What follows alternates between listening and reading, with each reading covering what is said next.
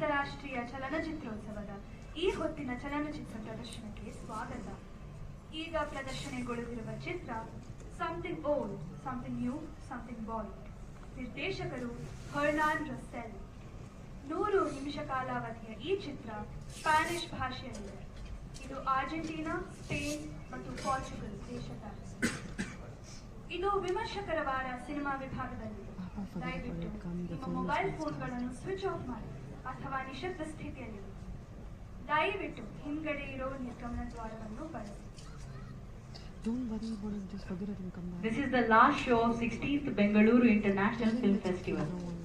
We wholeheartedly thank you all for making the 16th Bengaluru International Film Festival a grand success. And we will see you again at the 17th Bengaluru International Film Festival.